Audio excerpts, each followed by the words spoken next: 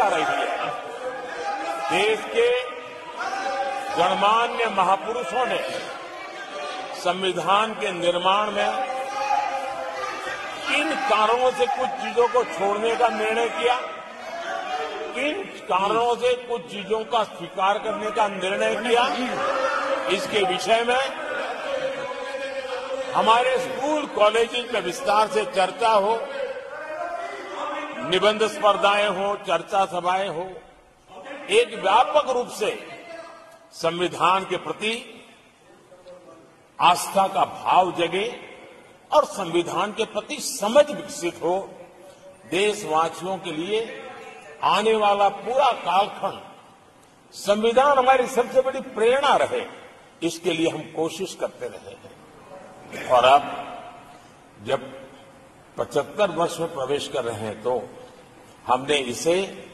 एक जन उत्सव के रूप में राष्ट्रव्यापी उत्सव मनाने का तय किया है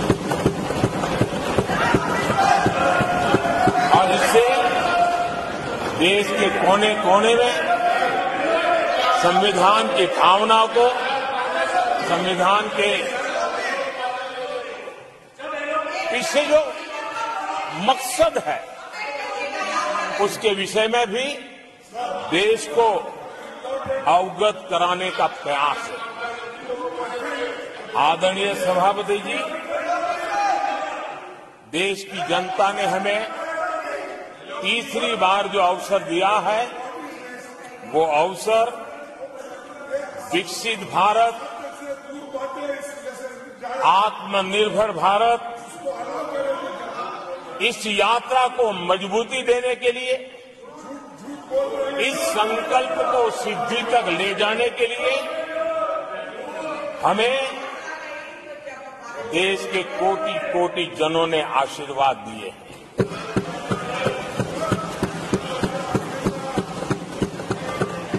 आदरणीय सभापति जी, ये चुनाव 10 वर्ष की सिद्धियों पर तो मोहर है ही, लेकिन ये चुनाव भविष्य के संकल्पों के लिए भी देश की जनता ने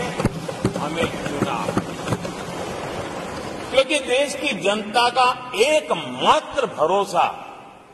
हम पर होने के कारण आने वाले सपनों को, संकल्पों को सिद्ध करने के लिए हमें अवसर दिया। आदरणीय सभापति जी, देश भली भांति जानता है, देश ने पिछले 10 वर्षों में हमारे देश की अर्थव्यवस्था को 10 नंबर से 5 नंबर पर पहुंचाने में सफलता पाई और जैसे जैसे नंबर निकटता की सिद्धि की ओर पहुंचता है, एक की तरफ पहुंचता है, तो चुनौतियां भी बढ़ती है और कोरोना के कठिन कालखंड के बावजूद, संघर्ष की वैश्विक परिस्थितियों के बावजूद भी, तनाव के वातावरण के बावजूद भी हम हमारे देश की अर्थव्यवस्था को 10 नंबर से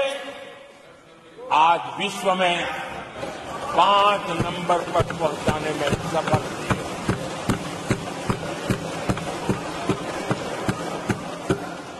इस बार देश की जनता ने हमें 5 नंबर से 3 नंबर की इकोनॉमी पर पहुंचाने के लिए जनादेश दिया है और मुझे पक्का विश्वास है कि देश की जनता ने हमें जो जनादेश दिया है, हम भारत की अर्थव्यवस्था को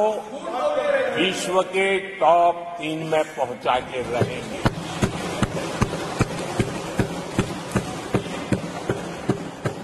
मैं जानता हूं आदरणीय सभापति जी, यहां कुछ ऐसे विद्वान हैं जो ये मानते हैं कि इसमें क्या है, ये तो होने ही वाला है, ये तो अपने आप तीसरे नंबर पर पहुंचने वाली है, ये तो अपने आप हो ही जाएगा, ऐसे विद्वान हैं। अब ये लोग ऐसे हैं जिन्होंने ऑटो पायलट मोड पर सरकार चलाने का या तो रिमोट पायलट पर सरकार चलाने का उनको आदी है, इसलिए वो कुछ करना धरने में विश्वास नहीं करते, वो कुछ करने धरने में विश्वास नहीं करते, वो इंतजार करना जानते हैं। लेकिन हम परिश्रम में कोई कमी नहीं रखेंगे।